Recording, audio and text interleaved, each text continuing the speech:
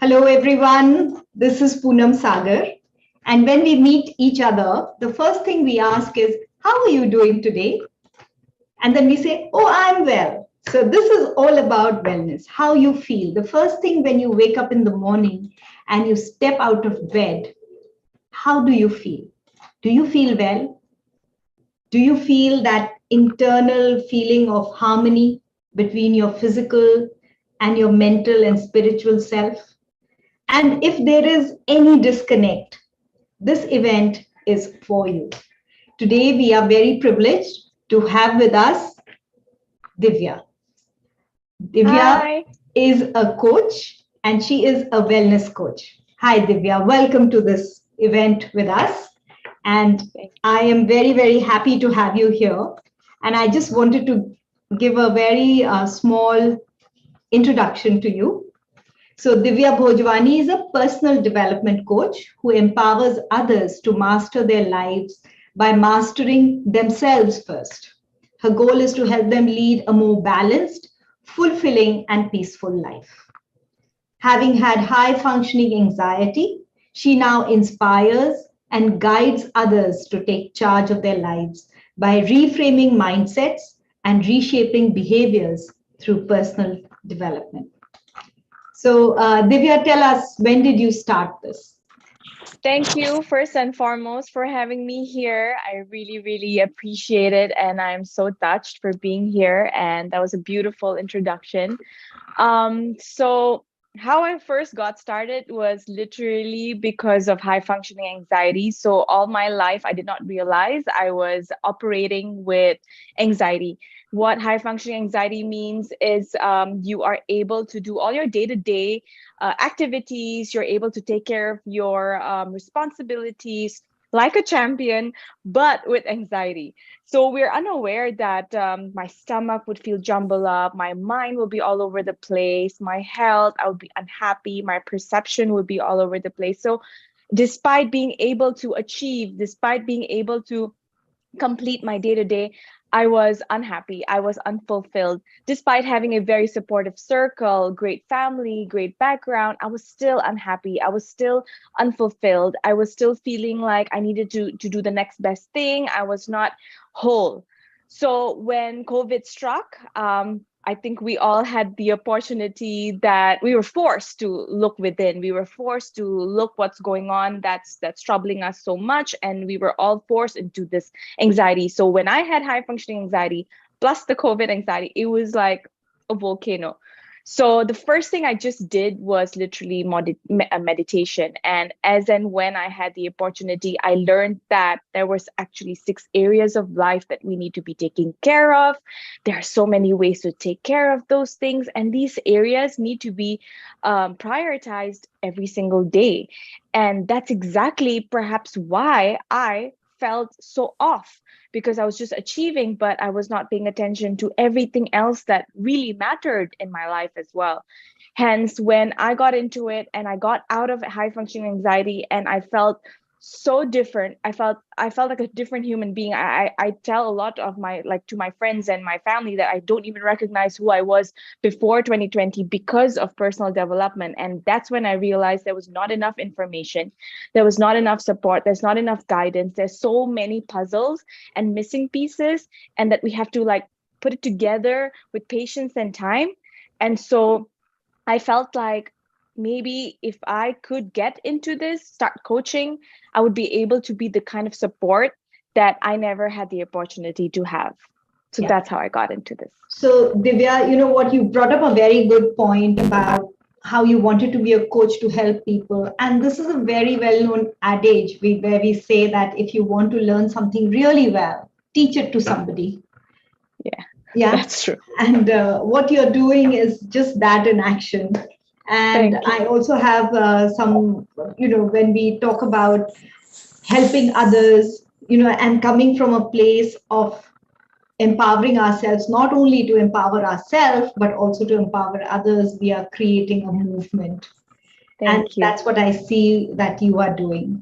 We have here with us, we have Geeta. Geeta Seth is a nutritionist and a Mhm. very very strong supporter of Indo-Indians. We also have Pavani Bhalla here from Singapore, who too is a strong supporter. Hi, everyone. So, they too will be asking questions, and as we go along, and they will be, so we can take this conversation forward with that. Now, the thing was that you mentioned there were the 6 areas of wellness. So you're basically talking about holistic health. Yes. Could you expand on that? Sure. So the 6 areas of wellness, it comes with 3 of them is your internal world and 3 of them involves your external world. So the 3 internal world is your mental health, your emotional health, and your spiritual health. The other 3 is your professional health, which does not mean career, and I'll explain more. And then there's social health, and the last but not least is physical health. So mental health is all about how you, of course, take care of your cognitive function, how you take care of your mental clutter to be able to focus better. It's all how the mind works. Your emotional health, of course, is again your emotional well-being. How do you actually nurture, identify, and process your emotions? Not many of us have been taught to even be able to embrace our emotions, both the high vibe and low vibe. I don't like saying negative or positive or bad or good emotions. It's just the high emotions and low emotions. We're not told to process it the right way or acknowledge it, and that's emotional health. Third is spiritual health, which is all about connecting to a higher power, a higher being. If you don't believe in God, source, universe, whatever people feel comfortable using, at least the idea of spirituality is to connect with the energy that we can't really explain, that created us in the first place, that's causing all of these things to work. And then the fourth one is physical health, of course, how you your nutrition, how you exercise. It's all about your physical well-being, including your aura, which is how you take care of how you dress up for yourself in terms of comfort. Like you would see some people make more effort with like even just brushing your hair and another people who don't. And that itself can already impact how you feel physically and how you look physically as well. And then the fourth one is social health. So how you are with your social circle. It is important to make sure that you're surrounded by the right people. How do you identify if you are surrounded by the right people, or if they use the common word we like to say is now toxic people? What do you do about it? How do you communicate better? How do you set healthy boundaries? That's social health. And the sixth one is professional health. So it doesn't necessarily mean having a career or being professional in that sense, but it's more of how you take care of your day-to-day responsibilities in such a way that you stay efficient and effective. So it's all about organization, time management, habit building. These are all professional health. So it's like you're able to wake up the next day, know what you're doing, take care of your responsibilities, and feel optimum mentally, emotionally, spiritually, and be able to be surrounded by the right people at the same time, feel physically healthy. So that's the whole holistic concept and the 6 areas. Right. So that's quite a large area of work to be well. And I'm going to ask Geeta, as a nutritionist, if she has any questions for you regarding this, about wellness from the physical point of view. Geeta, go ahead. So I would like to, that's really nice to know about you. And I would like to know this. Am I on mute? No, you're fine, Geeta. Yeah. So I would like to ask her, how did she treat herself and how could she then treat others also? How was the experience? Did she treat herself with anxiety also? Yes. So because of my anxiety, you're on mute. Can you hear me? Yeah, please. Yeah. Now can. That's exactly what happened. So because of my anxiety, I was able to, and again, I was fortunate with COVID. So, like it was such an empty situation and I was able to fill it up and literally only work fully on myself. So when I found out the 6 areas, I took like a bird's eye view of my life and paid attention to, okay, how are these 6 areas? I rated it And once I rated it, I was able to also find out each of the practices, these areas that it involves in these areas. And then what have I been doing? What have I not been doing? Why am I feeling a certain way? Because of is it my emotional health? Is it because I'm feeling disorganized? Is it because I've a lack of sleep? So being able to look at that bird's eye view and being able to identify from which area is it, what are the practices, then I started to implement it myself and I got out of it. When I got out of it, I thought to myself, this is actually, even though it sounds complicated, it is still a very simple solution to feeling good about our lives, to feel fulfilled, to feel peaceful, because it takes care, and it takes care of every issue that I believe most of us experience, including mental clutter. Most of us are overwhelmed about things or overthinking about the future and over the past. And when you take care of your mental health, you learn to be present, you learn to meditate, you learn to be more mindful. Or emotional health, all of us were not allowed to express our emotions. So when I started to learn that I need to learn to express it through journaling, that helped. I was able to understand myself more, be able to be in control and master my emotions better. Professional, I started to organize my day, plan it in advance. So all of these things, when I started to implement myself, I started to literally change everything, how I looked at life and how I felt about myself. That's when I told myself that I wanted to be able to help and guide others. And like what Poonam mentioned, it feels like such a broad situation. There's so many things around. That's exactly why I decided to coach, because I wanted to create a program or a container that could help everyone identify how they are in these areas. I actually even created a whole assessment so that people can actually rate how they are doing in each area. And then from there, it becomes a benchmark to be like, okay, if I need to improve my emotional health, what am I supposed to do? Maybe journal more, maybe do some breath work, maybe communicate better. And then maybe my social life, or my professional life. The interesting thing is this: most people don't realize that when one area is off, it affects how all the other areas work. So I'll give a simple example. You wake up one day and you feel extremely moody, and we're like, most of us just go around the day feeling that way, moody. And when something comes along that feels just unnecessary, we could probably, like, blast out. And that's when they say that, she's having an emotional breakdown. When actually, if we allow ourselves to just pull back and find out, okay, where is this emotion coming from? Is it actually really an emotional health situation where I feel like there is something that someone said yesterday and I did not process it properly? Maybe I'm still feeling triggered by it. Or is it because lack of sleep? Sometimes you just did not have enough sleep, so you're moody, you're snappy. Or could it be because you feel extremely overwhelmed and there's so much work and you don't know where to prioritize, what to do? And so if someone says something else or adds on to it, you blast off. So when you're able to look at these 6 areas and look at your life like that, like a third person's POV, which is what this training is all about, look at it in a third person POV, you're able to pinpoint, okay, which area is this coming from and what am I supposed to do about it? So you get a clear action. And then on top of that, you're able to know how it connects to one another. So spirituality, for example, we say that we're meditating, but when you meditate, you're also taking care of your emotional health. You're also taking care of your mental health. You are even taking care of your physical health. So even journaling, you're taking care of your emotional health. You're taking care of your mental health. So one practice can even take care of multiple areas. And one problem in one area can affect multiple areas. Yeah. So So that's the concept. finally, you zeroed down to holistic approach, right?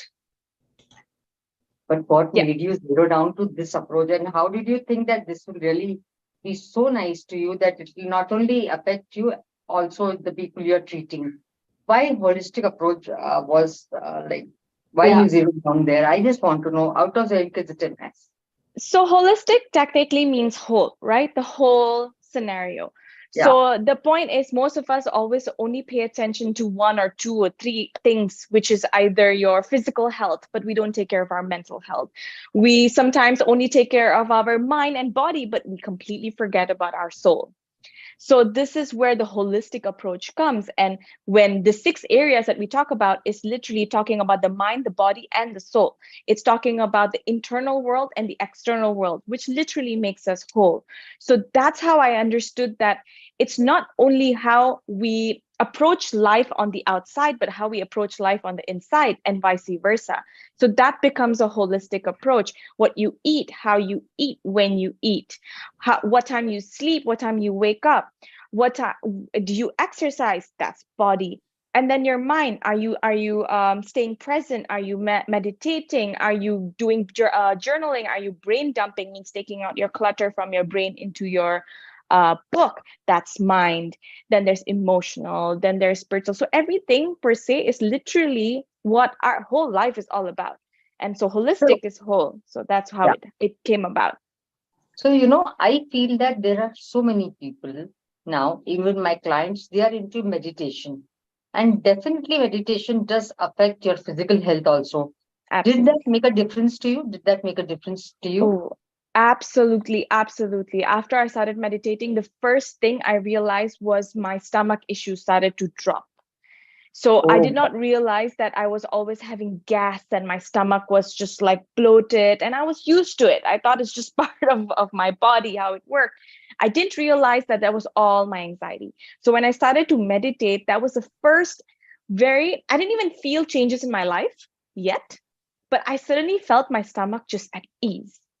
And that's when I'm like, okay, this is interesting. And then I continued. And I could feel even things like my skin becoming better. I could feel things like my energy is coming up. And then when my energy drops, even I feel more restful when I sleep.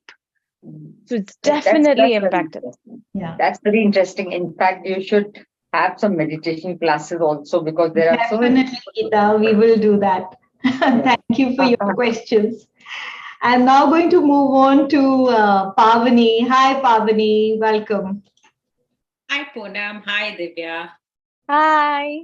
Okay, I have a question, Divya. Which one, according to you, is the most important? Is there one which is most important out of all the 6? And how can we, what are your top 2 tips or top 3 tips, to get that well-being or that emotional health or your profession? How do we get that in order? I would say that out of the 6, that really clicks everything into place would be your mental and emotional health. And actually physical health too. Mental, emotional, and physical health. But the thing is, a lot of us, it's very easy to think about our physical health because it's the most common thing. But we really don't pay enough attention to our mental and emotional health. So mental and emotional health, if you feel good here and here, everything else feels good. The way you look at people, the way you talk to people, the way you pay attention to your work, everything just feels better. You take care of it better. You navigate life with so much more ease. So the top 2 things that I would suggest is instead of saying meditation, because not a lot of people prefer the word meditation or they shy away with the idea, I like to say the word mindfulness practices. So the idea of just being able to train your mind, your body, and everything to stay absolutely present. So when you're slowly trying to quiet the mind by staying completely present, by not thinking of the past or the future and just thinking of what's happening right now, when you quiet your mind, that allows you space to think of things more clearly. You get a lot more answers from within. They say your intuition gets more connected. So instead of saying meditation, it's all about mindfulness practices.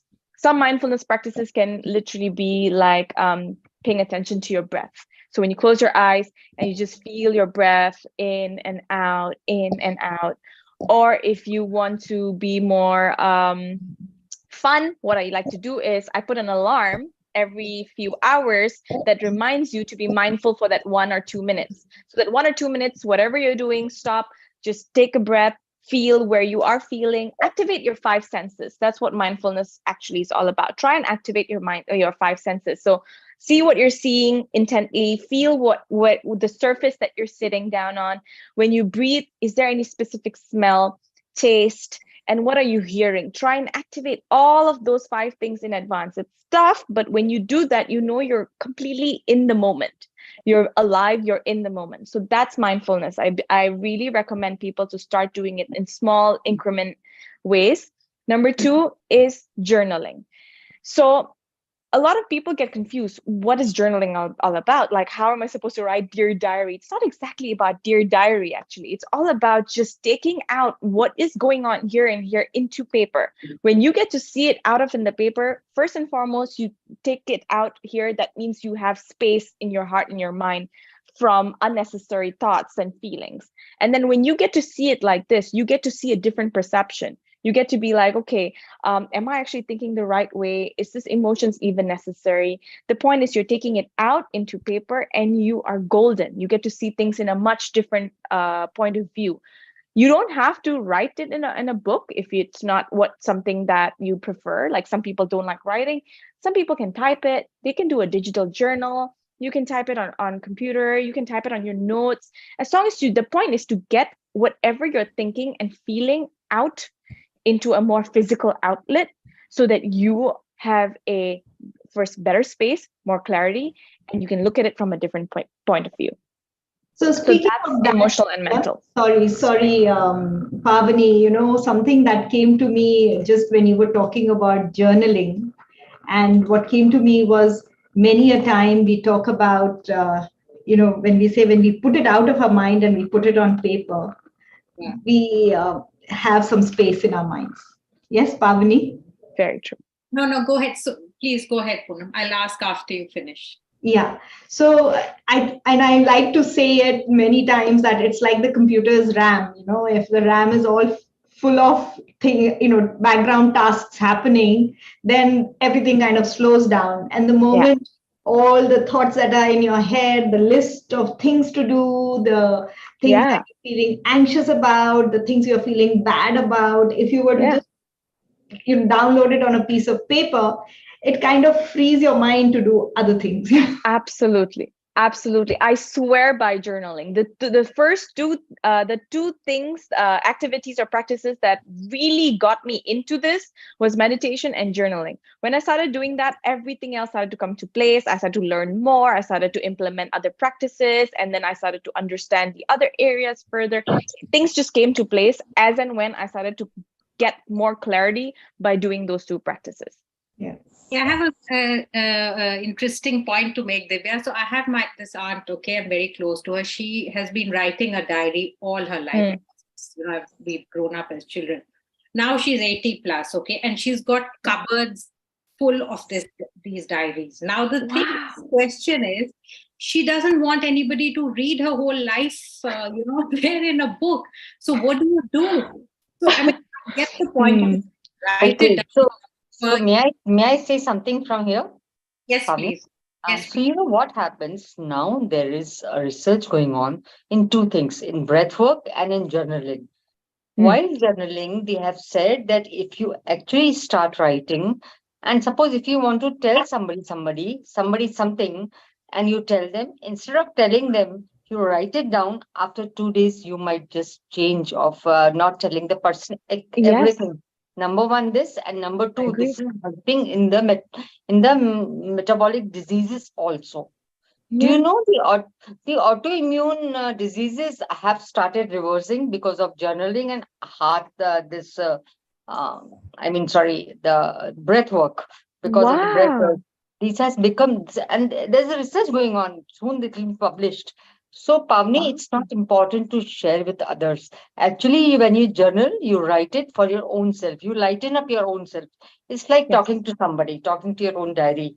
Sharing is absolutely a personal, wish. Doesn't want to share. Geeta, I think I didn't explain myself. The thing is, now at 80, okay, she's got this cupboard full of diaries. Right. Now, what does she do with it? I'm not asking you the questions. My question is, look, so should we really write it down, and then what do we do? I mean, she's saying, look, should I sit and even writing it down and tearing it after a while is fine, because you have actually lightened up yourself. So what does she do? Her problem. She wants to publicize. She doesn't want to publicize, but definitely writing helps. Yeah, this is what I feel. Okay, thank you. Got it. What do you think, Divya? What should she do with her past journals? What do you do with Ah, your past journals? so far, I've kept them all. Hmm. And I still haven't thought about what I want to do about it. And then sometimes I imagine myself as Anne, where someone reads a journal and then suddenly there's a book about me once I'm done passing. So that's literally my thought in my mind. But right now I've kept them all because I feel like really I like to sometimes read how I was 1 or 2 years ago and just be mind blown about it. But yeah, I keep it at the moment. I keep it safe, lock and key right now. Would you pass them on to your children or grandchildren? To read it, Yeah. I think it's too personal. It's Yeah, it's I think it's too personal, and it's then too you personal. cannot Yeah. open up it with for grandchildren everything, Yeah. and it Because can it's be it's like actually kept in a lock. you're facing sometimes your most deepest, darkest Yeah, shadows, and you're sometimes you feel uncomfortable facing that part of yourself and to expose it to someone else. And I feel like it's not necessary. Why do they need to know or hear about that side? They need to know this version of me who's trying her best to take care of everything and everyone, how I take care of myself and how I take care of everyone, the process that gets me to be the person that I am. It's okay if they don't need to know that. They don't need to know that I would sit for hours crying and writing about nonsense and how I got into this point where I feel better about myself. As long as they deal with a better version of me, they probably don't need to read the dirty process. Point taken. Point taken. actually. There was another point you made about how one area of your life, the six holistic areas of life, any one, if it is one is not in harmony, it affects all the others. Yeah. So you're all out of sorts. So Yeah. one of the things, when I was speaking to you to come on this webinar, you kept correcting me and saying professional. Mm. That there was this word professional wellness as a part of the holistic wellness. So one of Yeah. the areas of life is your professional life. Yeah. So could you expand on that?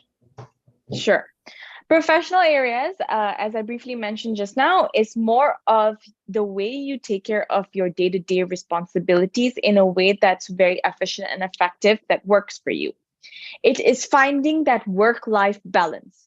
So if you don't take care of your professional health, that's when we will probably reach burnout, or we overdo work, or we don't do much of work. In fact, we become very sloggy and all of that. We don't end up finishing or procrastinating.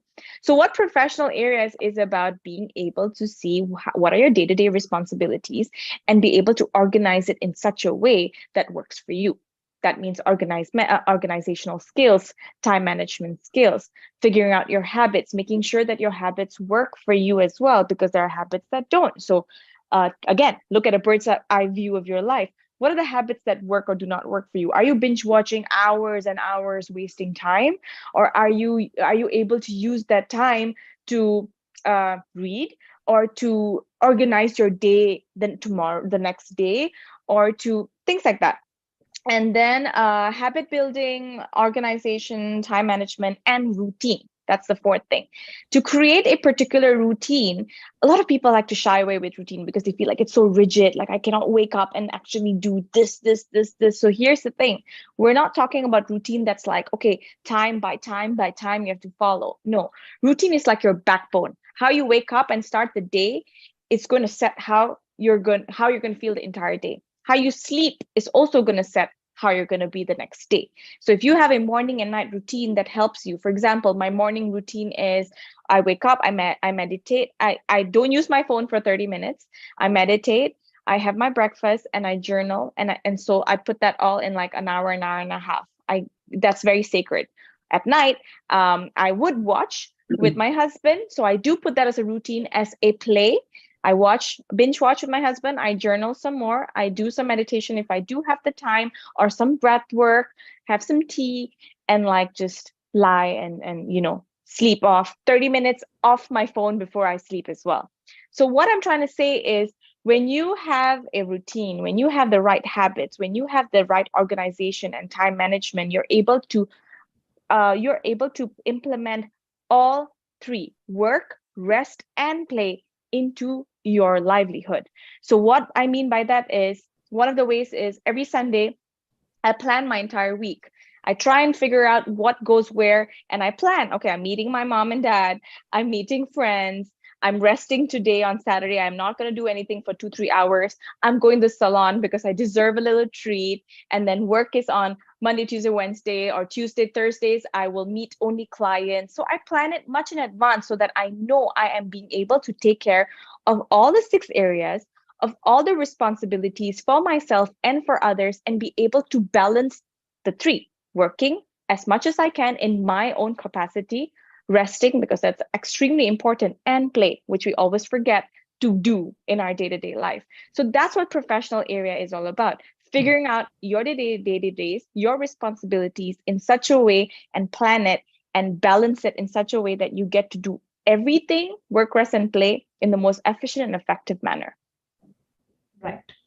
So, Divya, that's a huge task, trying to balance everything that we do during the day, as well as trying to make time to, look after our physical, mental, spiritual, as well as, your professional life. Yeah. It's a huge multitasking task in balancing and bringing all those things together. And now we also have so many social challenges. And you spoke about the mobile phone and how the first thing we see when we wake up in the morning, the last thing we see before we go to bed. Because the screen time, and there's so many apps which encourage you to just scroll down, down, down. So it's a huge, I think it's a huge exercise in discipline. Yeah. It's a huge 100%. exercise in discipline to be well. Yeah. It's addictive, just doing that. Yeah.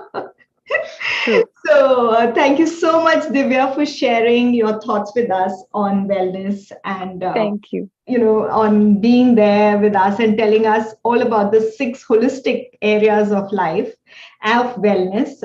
We spoke about physical, mental, emotional, spiritual, and we also spoke about social and professional. Now, when we spoke about professional, but we missed out on social, we are such a digital age these days. We are connecting to people through Instagram. We are connecting to people through WhatsApp. And increasingly, as our digital time for social interaction increases, our one-to-one person time decreases. Yeah, that's so true. What is your view on that and wellness? So for me, I think it's a work in progress when it comes to these things, because we're trying to fight against how the society is changing so rapidly with technology. So I do believe that one of the ways that we can overcome and challenge it is to really genuinely educate ourselves and the people around us on the importance of one-on-one physical contact and meeting people in real time.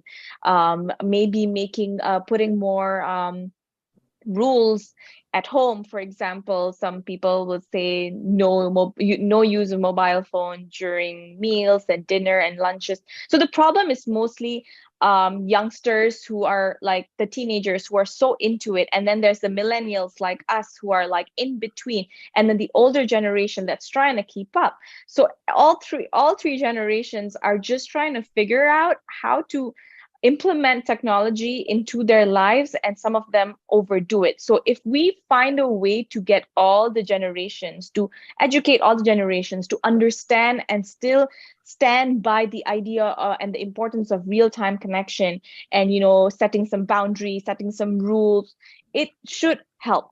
But of course, it all depends on how the household work, on the individual, on, like, for example, like I've told my family to not use their phone 30 minutes like before bed and as soon as you wake up. And I tell them, this is a story, this is what happens, you'll sleep better and you'll wake up better and everything. But if you don't if you don't challenge yourself to try it and then realize how it feels, then it's going to be a bit difficult as well. So it's a little bit of it's a bit of a gray area, honestly, this digital age. And I just do believe that just educating people that social interactions are so important, and as long as you're interacting with healthy, mindful people and you feel love, you feel connected physically, it's going to help you in your life. And if they're educated that way and they make the effort to do it, then I hope that at least the digital world, it does not become a disadvantage and it becomes an advantage here. Right, Divya.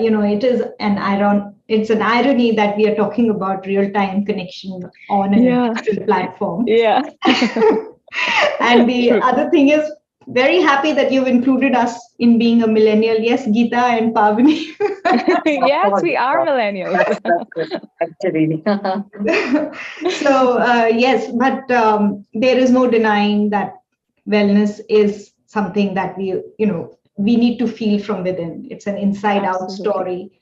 And the more things we do to sustain ourselves and to promote that feeling of well-being is something that each of us has to try and do every day, each and every Absolutely. Yeah. Absolutely. And to create a routine that allows you to take care of each and every bit, each and every area. Each small little practices is enough, honestly. Like that's what I tell most of the people I work with. You don't have to freak out and say, oh my God, I have to take care of all 6 areas. How do I do that? All you need to do is just take one small practices in each area, and one practice, like I mentioned, can hit different areas. So if you journal every morning, you're taking care of your mental and emotional health automatically. If you meditate, you're taking care of all of the other areas. If you organize your day or organize your week in advance, you are doing your professional health. Your social is when you digital detox, you taking break and creating boundaries to not be directly into all the social life that's going on and through your phone is also taking care of your social health. So if you notice, one little particular small practice can hit all 6 areas, but you're taking care of it almost daily. So, Pavani, what is that one thing from this conversation that you take and you think you will do this? Fullness. Ooh, I forgot exercise. Sorry, everyday exercise. That's physical. I was trying to think one more area I was missing. Physical exercise. Yeah. Sorry. Continue. I'm going to do what Divya suggested. Every maybe not couple of hours, at least let's start with thrice a day. Sit down and be aware of your surrounding. That's what I'm going to start with. Mindfulness, yes. Yeah, Put it's an very alarm. important. It really helps. Geeta, what about you? Yeah, well, because I have been seeing these journals over the research work, I totally agree, especially with the meditation point, especially with your breath work, and as you said, exercise. These things are a big, big add-on to your good health. And it's lovely to have people like you around. We'll have healthier people mentally, physically, emotionally. Of course. Amen. Thank you. So I was just reading this morning that we should give ourselves a 21-day challenge. So 21-day challenge could be for anything at all. It could be as simple as sitting for 5 minutes in the morning and doing a mindfulness exercise, or it could be writing a journal for 5 minutes, but doing it consistently for 21 days and see what difference it makes to you. Yeah, it forms a habit. It forms a habit, they say. Yes. So thank you so much for joining. Thank you, Divya. That was a wonderful sharing. Thank you, Pavani and Geeta. Thank you, Thank Poonam. you. Thank you so much Divya. for having me here. That was lovely. Thank you. We'll stay in touch.